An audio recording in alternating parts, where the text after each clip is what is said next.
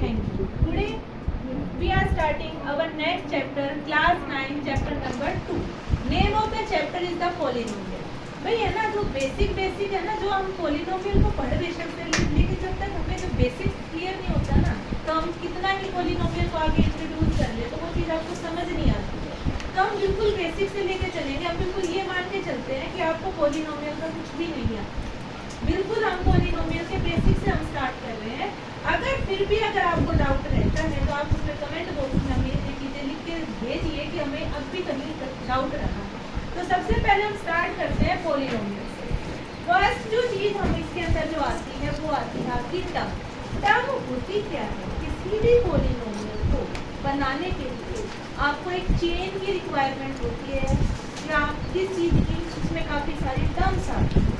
तो सबसे पहले जब हमें टर्म का ही नहीं पता तो हम पोलिनोमियल की चेन कैसे फॉर्म करें, तो वो चीज़ थोड़ी सी आपके लिए डिफिकल्ट हो जाती है। तो पोलिनोमियल की जो डेफिनेशन है, पोलिनोमियल की डेफिनेशन ये कहती है कि it is a chain of term, कि ये आपकी ना एक चेन चलती है कि जैसे एक बच्चा पूरी जैसे लाइन बनी हुई है तो एक बच्चा दूसरे के साथ कनेक्ट है, जैसे बातें करते हो आराम से कि भाई हाँ, जब तक है ना पूरा ग्रुप नहीं बनता तो बातें करने में मजे नहीं आती। तो इसी तरीके से ना जो पोलिनोमियल है ना, वो भी अकेले जैसे अकेले है तो हम उसको अलग नाम दे देते हैं, जो दो में काम करता है उसको दो वाले को अलग नाम देते हैं। तो जो पोलिनोमियल है वो भी आपकी क्या है, एक चेन है। किसकी? टर्म्स।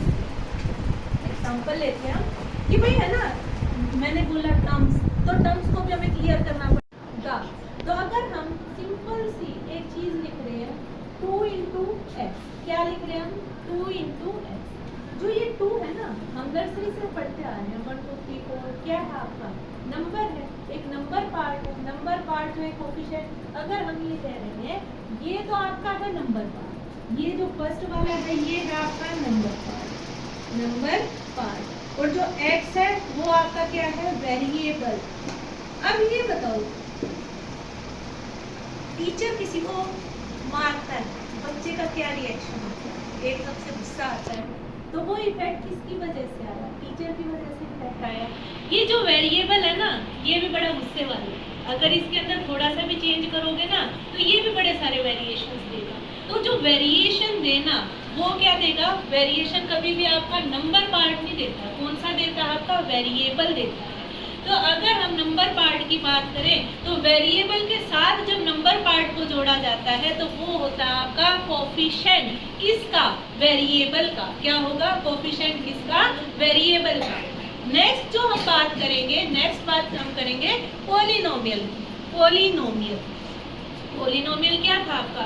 चेन था। किसकी? टर्म्स की। तो टर्म्स क्लियर हो गई कि भाई टर्म को जो बनाने वाली, ये हमने एक सिंपल सी एक टर्म लिखी है।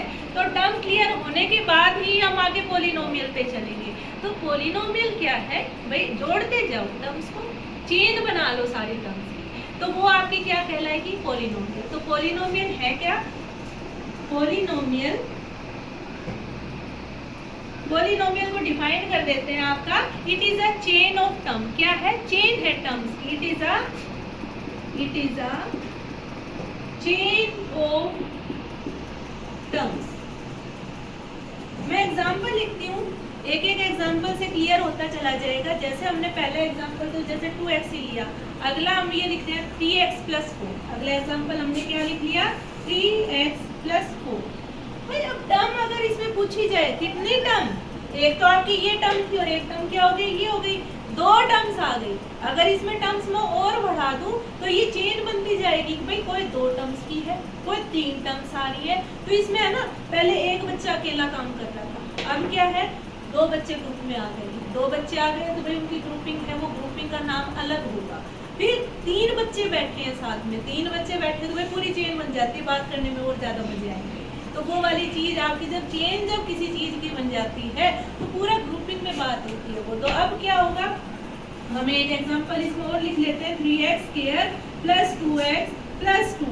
तो ये कितने की ग्रुपिंग हो गई? आपकी 3 की। कितनी चेन बनी? 3 टर्म्स की। तो जब 3 टर्म्स की चेन बनेगी, अब जो आगे हम नेक्स्ट जो बात करेंगे ना, अब इन सब के नाम रखेंगे कि भाई अकेला बच्चा था तो अकेले बच्चे का नाम ये था, दो बच्चे जब जुड़े तो दो बच्चों को हमने ग्रुप का नाम, जैसे जो दो बच्चे बैठे उसका अलग नाम दिया हमने, तीन बच्चे थे तीन का हमने अलग नाम दे रहे हैं। तो जो पहले एक टर्म की जब बात करते हैं, जब पहले अगर हमने जब खाली 2x की बात करी तो इसमें आपकी आई है एक टर्म।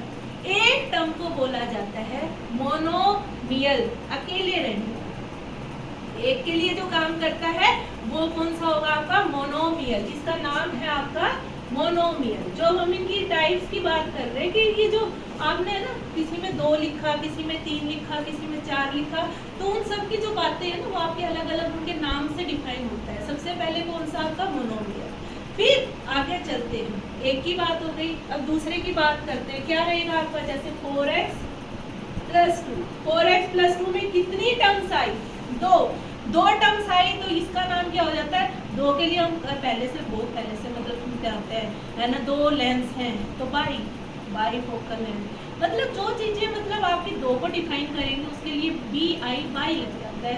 तो ये कौन सा बन जाएगा आपका बाइनोमियल, कौन सा हो जाता है बाइनोमियल। थर्ड 3 टर्म्स, अब 2 की तो बात हो गई, अब इससे आगे चल रहे हैं, आगे आएगा तो आगे कौन सा आएगा 3 टर्म्स की बात। तो 3 टर्म्स में आपका कौन सा हो जाएगा, मान लीजिएगा एग्जांपल और ले लेते हैं आपका 2x² + 4x + 2, तो कितना हो जाएगा ये आपका ट्राइनोमियल। अगर यहाँ तक किसी को डाउट है तो प्लीज है ना कमेंट बॉक्स में अपने डाउट सेंड कर दीजिए कि भाई यहाँ तक हमें कोई डाउट है, क्योंकि इससे आपका नेक्स्ट टॉपिक शुरू हो जाता है। नेक्स्ट टॉपिक क्या है आपका degree of polynomial. Term clear हो गया, पॉलिनोमियल क्लियर हो गया।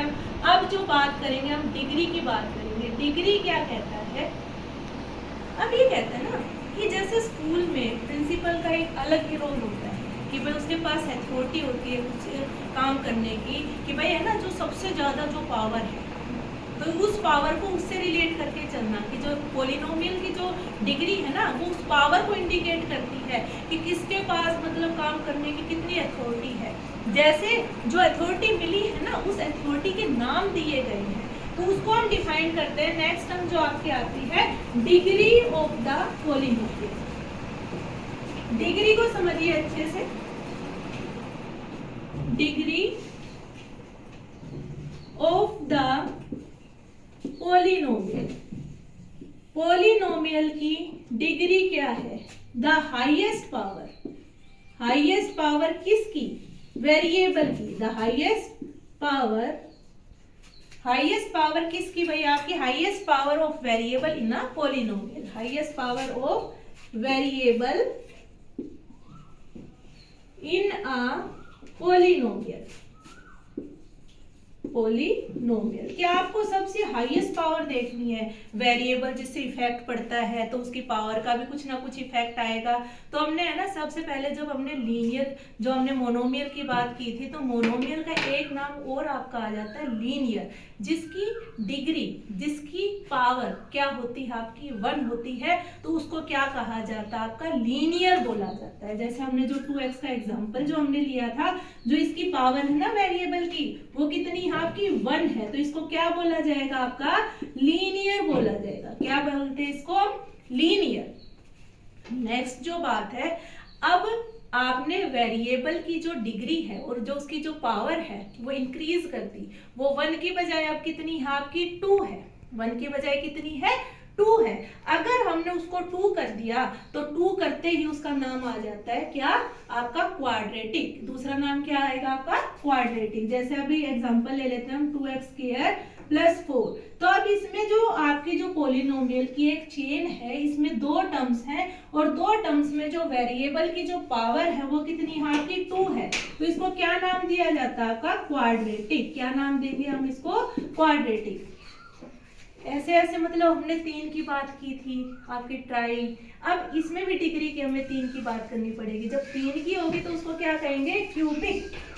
जैसे अब इसमें 3x³ + 2x² + 2x, जब इसमें बस आपको ये नहीं देखना टर्म्स कितनी, इसमें देखनी है आपको पावर कितनी है, हाईएस्ट पावर कितनी है। जैसे 3 है इसकी, तो इसको किस में डिफाइन करेंगे हम, क्यूबिक में। Thank you for watching. अगर आपको इसमें कोई भी डाउट है तो आप कमेंट बॉक्स में मेंशन कर सकते हैं। Thank you.